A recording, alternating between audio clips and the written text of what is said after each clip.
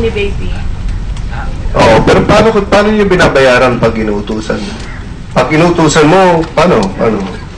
Paano ang bayad sa kanya? Sabi mo hindi 15:30 eh. Opo. Pag paabot-abot po, kung may inutos sa kanya, inaabotan ho.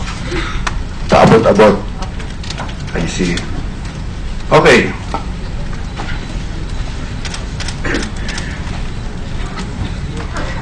Ayon sa mga whistleblowers, ayon naman kay Ben Herluy at kay Merlina, gumawa at nag-register sila ng mga NGOs sa SEC. At ang ginawa nilang incorporators at officers ng mga foundations na ito,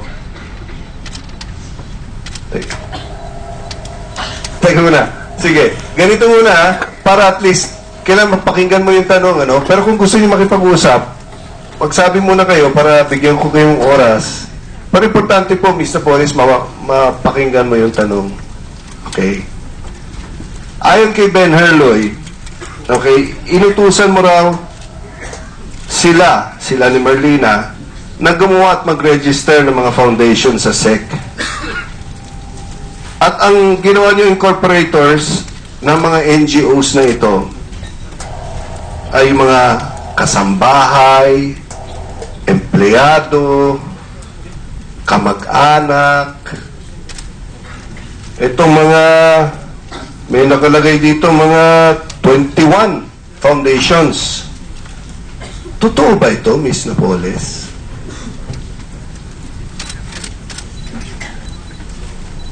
Hindi po. Hindi totoo. Okay. Lahat po ng tatanong ko sa inyo, nakabase sa sinumpang salaysay o affidavits ng mga whistleblowers. So ngayon, tinanong mo hindi totoo, tatanungin ko si Ben Herloy sapagkat nandyan yan sa kanyang sinumpang salaysay or affidavit. Sa mga whistleblowers, no? Pagka tinanong ko kayo tungkol sa affidavits nyo, kung hindi nyo maalala yung affidavit or transcript, no?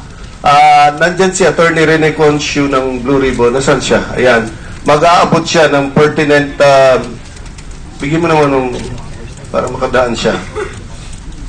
Para maka-refresh ng memory. Pero kung hindi, kung okay na sa inyo, naalala nyo, sagot agad. At kung anong gusto nyong i-dagdag pa, pwede na. So, Benner, hindi daw totoo na gumawa kayo ng 21 foundations na ang linagay kasambahay, empleyado, kamag-anak. Anong masasabi mo rito?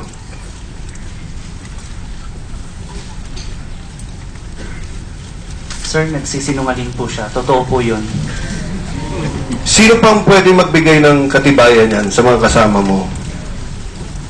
Merlina, ikaw? Totoo po yun na siya po ang nagsabi sa amin na mag-form kami ng foundation.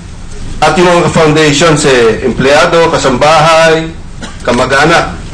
Totoo po yun. In fact, galing kay Marina,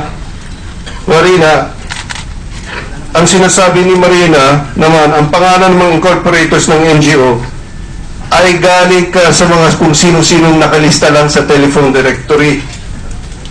Minsan patay na tao.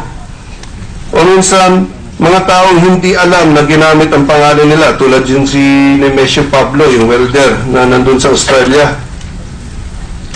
Totoo ba ito, Miss Napoles? Totoo ba ito, Miss Napoles? Hindi po. Hindi totoo. Hindi totoo. Counsel, you are the role of counsel is limited to advising their clients. You cannot address unless, of course, I agree to it. But the general rule is counsels should be limited to advising the clients of the rights. Okay? Yes, Your So I Honor. see you want to manifest something, but please stick to your role. Marina?